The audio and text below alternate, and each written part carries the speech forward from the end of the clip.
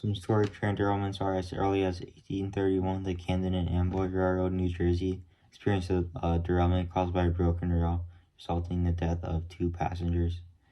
In 1853, the Norwalk accident in Connecticut killed 48 people and injured dozens more. The incident was caused by a bridge collapse which caused several trains to plunge into a river below. In 1903, the General Slocum disaster occurred when a passenger steamship caught fire and sank in the East River in New York City. Over 1,000 people died in the incident, which remains the deadliest single-day disaster in New York City history. While not necessarily a train derailment, the ship had a profound effect on the environment and safety mechanisms we use today. Alright, so in this picture, this is the General Slocum disaster right before it happened. So right now it's still intact, it's on the water, and there's a bunch of people loading on. And the reason this kind of counts as a train derailment is just because it kind of uses a similar engine to train, so it's just kind of classified in the same area. Here's a picture of the General Slocum disaster, which shows the ship sinking down and the aftermath of the incident. So for the adaptations, the first one we have is the General Slocum on fire. This one has massive flames coming off of it. In the depiction, multiple people are seen jumping off the boat, which goes to show just how terrible it was. It's kind of sinking downwards on this weird slope. There's also a lot of fog in the sky too, which goes to show how much flames are really just coming off of the boat. And this is the only one that is in color too, as a matter of fact. And the second one, it's a more realistic adaptation. It's less dramatic, there's less flames, more kind of controlled. The ship is still sinking though at an alarming rate. People are still jumping off into the river.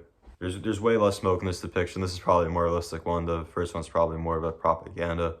The third adaptation is an article back in the time where it says that the death toll might reach around 1,000. We don't really know how much it was. And this was front headlines too, so it just goes to show how big of a disaster it was too at this time. Some more historic train derailments include the Great Train Wreck of 1918 in Nashville, which killed 101 people and injured over 170 others. The incident occurred when 2 trains collided head-on due to a signaling error. In 1987, a train carrying hazardous chemicals derailed and exploded in the town of Hinton, West Virginia. This killed 14 people and injured dozens more. More recently, in 2013, a train carrying crude oil derailed and exploded in Quebec, killing 47 people and destroying much of the town's downtown area. So here we have the Great Train Wreck of 1918, which happened in Nashville. From the pictures, it doesn't really seem like anything that crazy at all. But in reality, it was way worse than it seems. 101 people did die in the incident, and 170 others were injured. And what happened was that 2 trains kind of came colliding into each other head-on because of a signaling error. And this was back at the time when there was worse technology, so signaling errors were more common to happen. And from the pictures, we could just see how many people were around in the area too, which just goes to show the scale, because you kind of think that's out in the middle of nowhere that no one would really care to be around, but there's definitely a lot of people, probably a few hundred search party just looking around and seeing what they could do to help. On July 5th, 2013, at about 10:50 p.m., an MMA train carrying petroleum crude oil in 72 Class 111 tank cars arrived at Nantes, Quebec.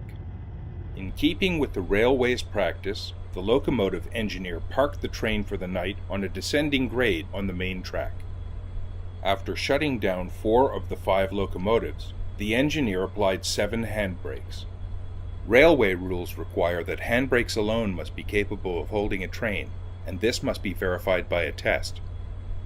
That night, however, the locomotive air brakes were left on during the test, meaning the train was being held by a combination of handbrakes and air brakes. It also gave the false impression that the handbrakes alone were enough. The engineer then contacted 2 rail traffic controllers, one in Farnham, Quebec, to let him know the train was secure, and the other in Bangor, Maine, to discuss the smoking lead locomotive and the problems it might cause for the next crew. As the smoke was expected to settle, it was agreed to leave the train as it was and deal with it the next morning. Shortly after the engineer left for the night, the Nantes Fire Department responded to a 911 call of a fire on the train. Firefighters extinguished the blaze on the lead locomotive by shutting off the fuel.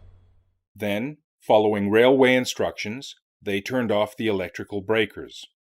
After discussing the situation with the rail traffic controller in Farnham and an MMA employee who had been dispatched to the scene, everyone departed. With all the locomotives shut down, the air brake system began to lose pressure, and the brakes gradually became less and less effective.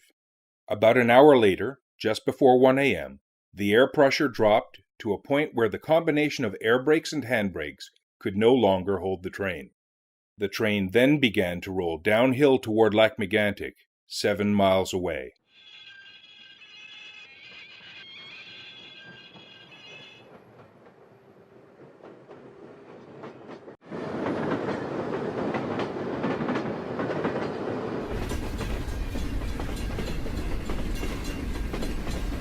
As it moved down the grade, the train picked up speed, reaching a top speed of 65 miles per hour.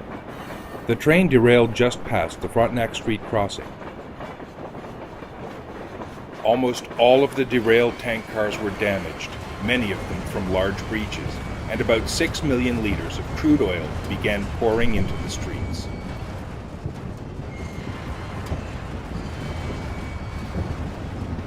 The fire began almost immediately, and the ensuing blaze and explosions left 47 people dead. Another 2,000 citizens were forced from their homes, and much of the downtown core was destroyed.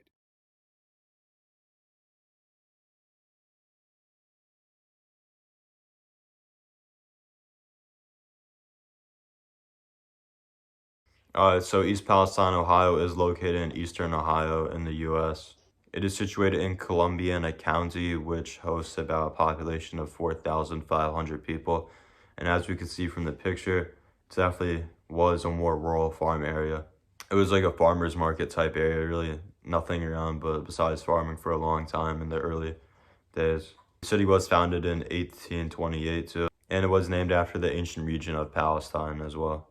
So eventually it became a sort of area for pottery and ceramics, which is kind of what it's known for today. And not really anything that big. And it still is a little rural today too, but just nowhere as close as it used to be. And one of its big attractions is Beaver Creek State Park, which we'll get into later. So yeah, in the first picture we could see just all the horse and like chariot type stuff going on there. Definitely a population of all farmers and really nothing else, especially for a while. And it didn't really change that way until the late 19th and early 20th centuries. One of the most well-known events in East Palestine's history is the East Palestine Potato Festival, which has been held annually since 1965. The festival celebrates the city's agricultural heritage and features food, live entertainment, and a parade.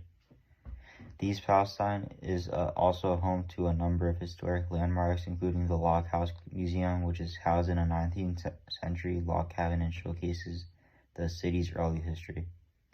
The city's downtown area features several buildings that date back to the early 20th century and give visitors a glimpse into the city's past.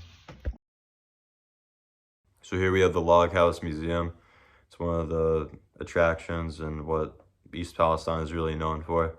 The Log House Museum is just this old log house that was built a few hundred years ago or so.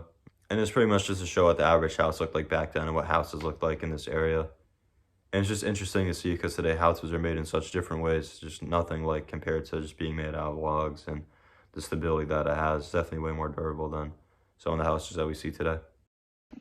Train derailments have been very common throughout history as they are very simple to occur, as any great or minor discrepancy over time on the roads can lead to one.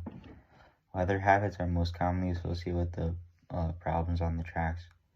Sometimes it would even be done on purpose or maybe by robbers or trying to prevent some sort of accident. But very recently an accident occurred with the company Norfolk Southern.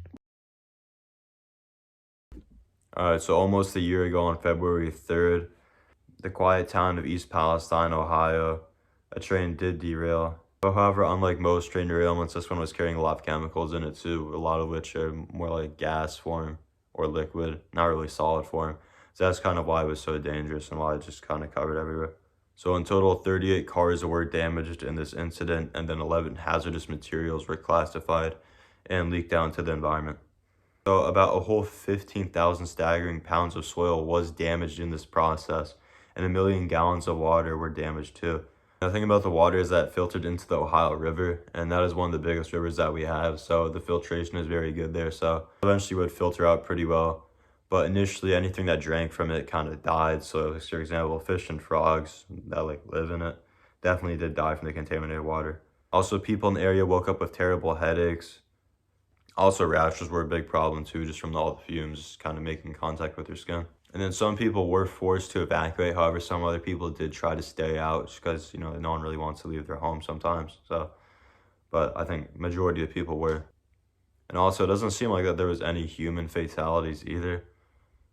There's no reports about any directly caused from the water. It's just more so wildlife, like any amphibians, fish, small mammals that drink from it, and stuff like that. Here are some aerial shots that were taken from passengers aboard a flight that was not long after a chemical fire that broke out. Tonight, a toxic threat looming over this eastern Ohio community just outside Pittsburgh. The volatile and dangerous scene forcing first responders and investigators to stay back as they try to determine how this happened and why. We have obtained 2 videos which show preliminary indications of mechanical issues on one of the rail car axles. Some 2,000 residents ordered to evacuate. And tonight, sheriff's deputies are still going door to door, urging residents to get out. I can't stress enough that if you are in the evacuation zone, you need to leave. NTSB investigators now say 20 train cars were carrying hazardous materials, 10 of which derailed, though they aren't sure which cars, if any, have been compromised. I saw this big, huge flame. A police car came up and said, evacuate, evacuate, evacuate. The massive fire still smoldering as fears grow around dangerous chemicals that were on board. The NTSB says 5 of the cars that derailed were carrying vinyl chloride, which is associated with an increased risk of certain cancers. Officials say air quality and the water supply, which are being monitored, remain safe. But the Ohio EPA says some material entered local waterways before containment measures were in place. We are not aware of any elevated readings that we would anticipate to have impact to human health. Tonight, a state of emergency is still in effect, forcing businesses and schools to remain closed. We are still not conducting any on-scene operations. It's still too volatile of an area. Megan Fitzgerald, NBC News.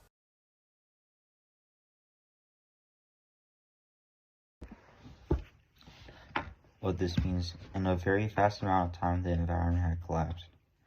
The water grew toxic, so much so that free water stations and water trucks would appear to give the citizens who stayed fresh water.